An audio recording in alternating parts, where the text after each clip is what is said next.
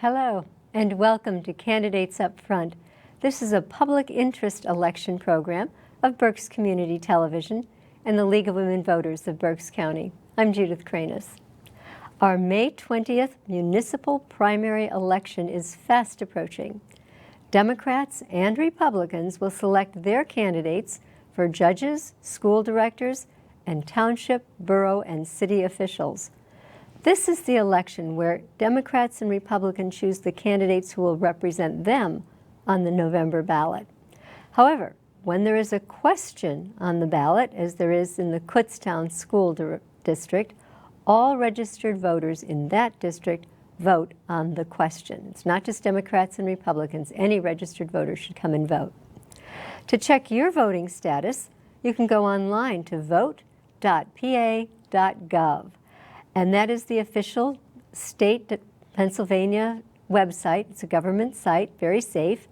And there you can register to vote. You can change your party. You can locate your polling place, or you can apply for an absentee or mail-in ballot. And the deadline to register is May 5th. The deadline to apply for a mail-in ballot is May 13th.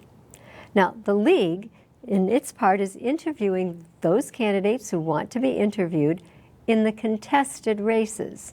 For each race, the candidates will get the same basic questions and have the same amount of time to answer them. Let's begin. Hello, I'm Art Grimm, a member of the League. 7 candidates are competing on the Democratic ballot to be Reading School Director for a standard 4-year term.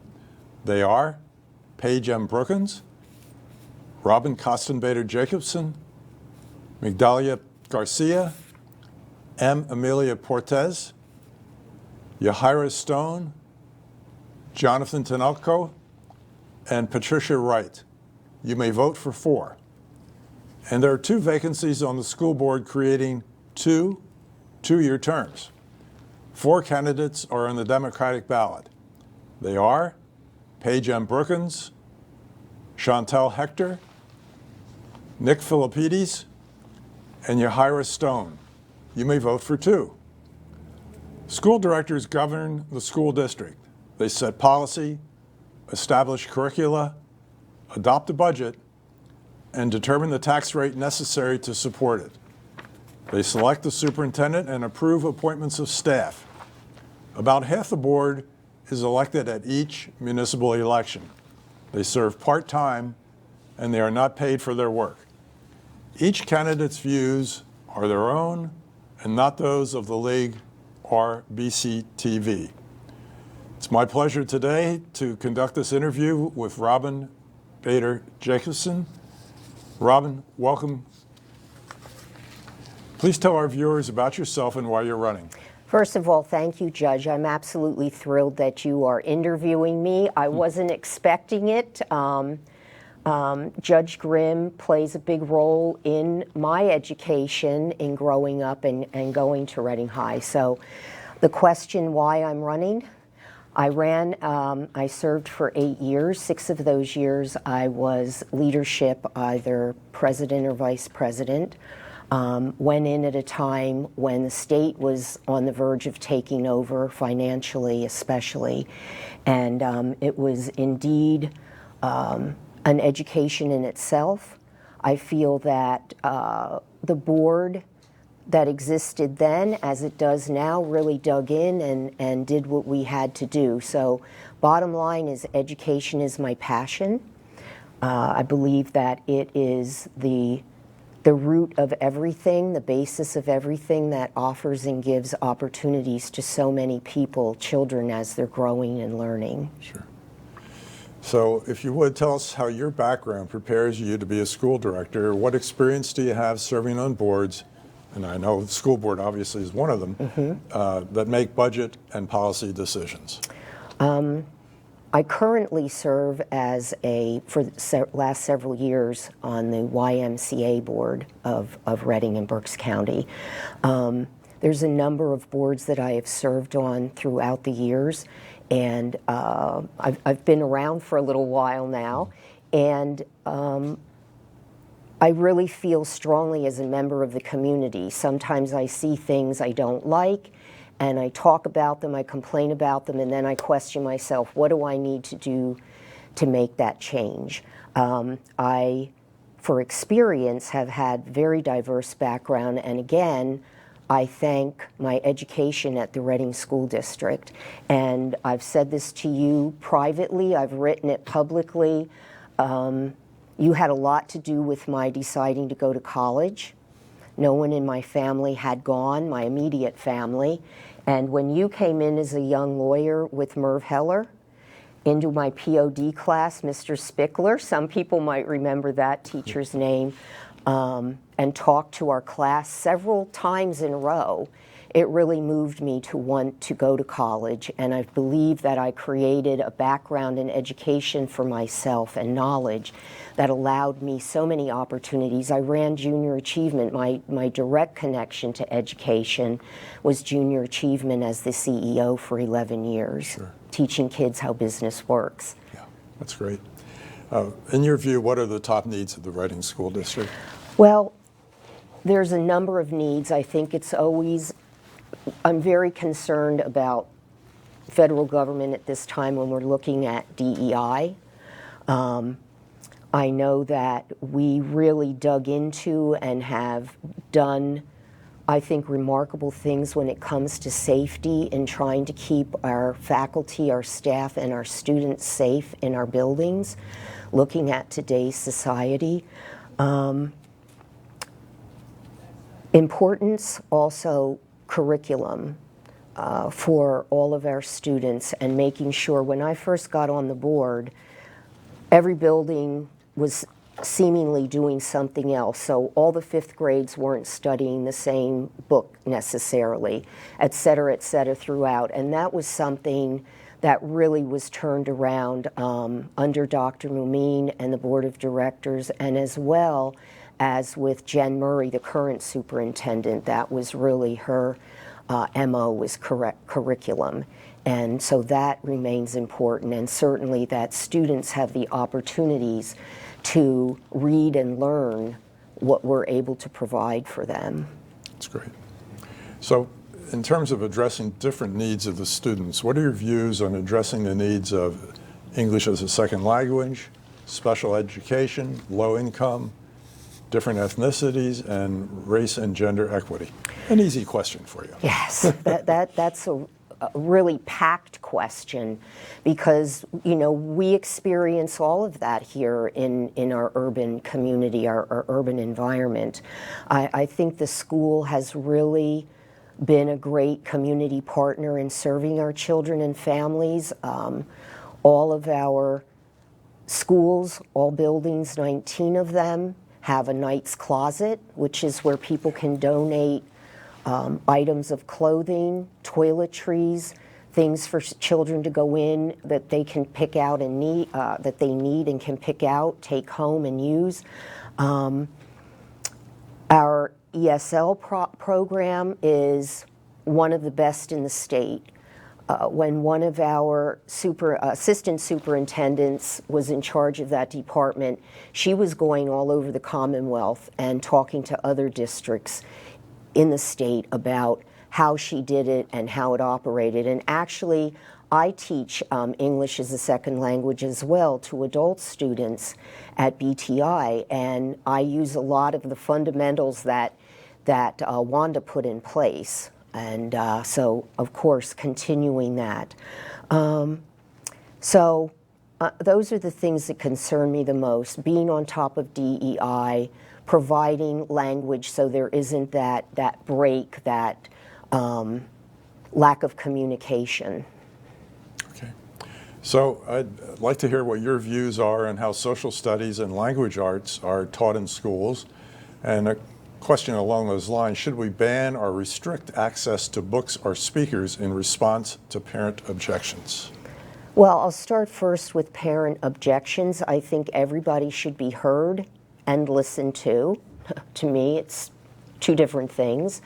I also think that it's important for school districts to educate parents, to invite parents in, to make them a part of what's going on so that they aren't fearful, so that they don't know what's happening. I think a lot of education can transpire, and I know that it can and it does, in the home. So bringing parents in as partners is very important. Social studies, languages, one of the things, if you travel in Europe, which I haven't done a lot of, but certainly I'm from a European background and have family members abroad and have traveled somewhat there. It's always a question about Americans expecting us to know, not to know their language. You know, everybody's expected to know English. So I think because we are global, in business, in everything that we do, in our education, in everything's global. We need to be aware of other languages and be able to communicate with each other. Right. Okay. So, talking a little bit more about money, what are your views on educator salaries and benefits, and how would you deal with the teacher shortage? You know, teachers prepare everybody else for their future, for their education, for their income, so to speak, in supporting their lives and families. Sometimes I think, and I was very frugal when it came to tax hikes, so I don't want anybody to say, oh my gosh, she's going to tax us out. I have no thought of doing that or belief in doing that. But sometimes I just feel like teachers cannot make enough. Yeah. So to me, again, education is a passion. They have to believe in what they're doing. They have to know that they're imparting their knowledge and what's important to them into their students and creating the society that they bring forth. So I believe that teachers should be making a very decent wage. I'm not going to deny I have a son-in-law. I have only one son-in-law with only one daughter, and he is a teacher in the public school district. So I know as a board member, I know firsthand teaching and also having family members in public education that it's a tough job if you do it right, and it should be a tough job because you're touching so many lives and creating, again, their future. So this is a question born of ignorance. Is there a teacher shortage in the Reading School District? Well, you know, one of the things I learned serving on the board was there's always a list of openings in all areas of the district. And certainly there's always been a shortage for Reading. We usually would, I don't know what it is now, so I'm just saying in the past, sometimes there'd be 90 to 100 openings of various positions. I believe that we have to create incentives to bring teachers on board and make sure that when we get them, we keep them. I don't know whether this is still the case, but many, many years ago when I was a student at Reading High School, I'm going to move on. Maybe later on we'll get to that. I wanted to We'll hear talk about that, Judge. Personally. Okay. What are your views, given the fact that Reading is historically one of the most underfunded schools in the state? It may get additional funds from this year's budget. What do you think is the most important thing to spend that money on? Education, curriculum. Again, as I mentioned in the beginning of our interview, Judge, we were really broke and the state was ready to come in. And we really, really had to regroup and work hard. And I'll tell you, our CFO that's been there 11 or so years, Wayne Garris, is incredible, as the whole administration has been in really making those pennies squeal when you pinch them. We have done so many things that I'm proud of, and I'm proud of the district and the current board of directors and administration for making happen, like Night's Keep. We have so many students that don't have a place to sleep at night. Yeah. And going through that, I asked for a tour with some of our other former board members, and we were just completely blown away in what the district has to offer our students. I mentioned the Knights Closets before. Our students are fed breakfast and lunch. So many things that weren't there are there now, and what the needs are, we've always gathered together as a district and as a community to make it happen. That's great. Do you advocate any changes to the curriculum at any level? Would you change or add or subtract subjects or programs? At this point, looking at things and knowing where we were and where we are and where we're going, I would not. I think that we have had an incredible superintendent in Dr. Jennifer Murray, whose background and expertise was in curriculum. And I really am thrilled that we're opening the STEM school on the north side of Reading, coming straight down the hill from Reading High, Douglas Street. And watching that go up, that's my dream. I signed off on that project to happen. That's happening through COVID money. And I think we just keep adding and doing more and more that we can. Great. What is your view of school choice? My view of school choice is our taxpayers are paying for public education. And I do believe very strongly in separation of church and state. Okay. What three things do you want to accomplish if you are elected?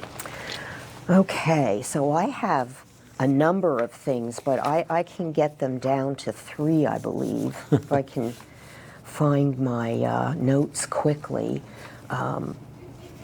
Three things. Again, I talked about safety in our education. You know, a child can't concentrate and study if they don't feel safe. A child can't be educated if their brain isn't being fed. So those things are important, and I know that we're doing that with the district. My number one goal is providing the best education, academic experiences, and opportunities to all of the students.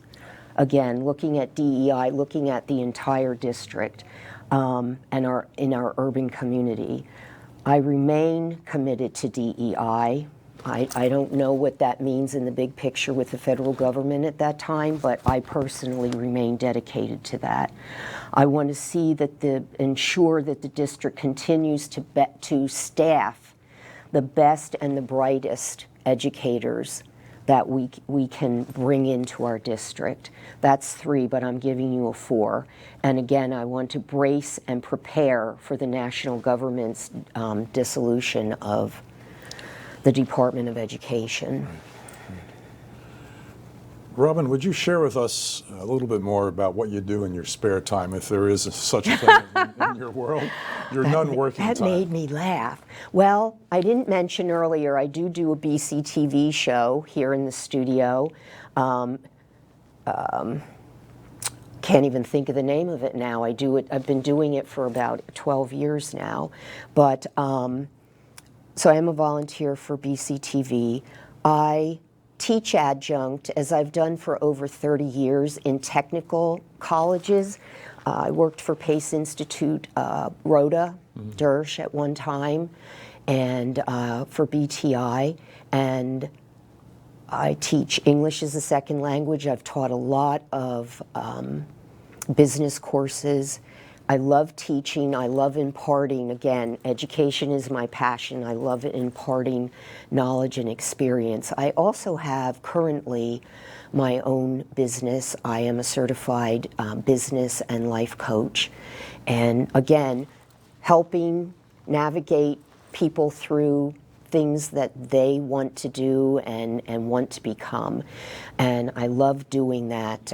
It's been my end goal in summarizing my entire career as working in nonprofit, working in education.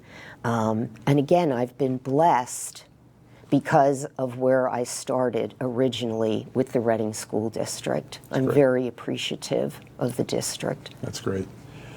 In the few remaining moments that we have, I'd really appreciate if you would make your closing statement. Thank you. I truly am. I really thought about leaving Reading and moving this spring, and I found myself that I could not do it. I believe in this community. I believe in the comeback of urban environments and cities. I am the 10th generation here of my family. That's part of why I can't seem to move myself out of the city. And most of all, I believe, I repeat and repeat and repeat, education is my passion. I believe that when you have a decent education, it's something that no one can take away from you. It's something that can direct you in your goals, in becoming and doing what you want. I come from a family that didn't go to college, but grandfather always saying, you can be anything that you want. And I believe strongly in that saying and in that philosophy. And I believe that if we can get students tuned in to what's out there and the opportunities that exist and give them the self-confidence to explore and do and become what they want, it's so much better for all of us, our community and our society. We thank you so much for sharing your views with us. Viewers, please remember that there are 8 candidates running for the 4-year term: Paige Brookins, Robin Kostenbader Jacobson, Migdalia Garcia, Janice Grant, M. Amelia Portez, Yahira Stone, Jonathan Tanaka, and Patricia Wright. You may vote for 4. And thank you so much for tuning in and listening to our interview today with a wonderful candidate for school board, Robin Kostenbader Jacobson.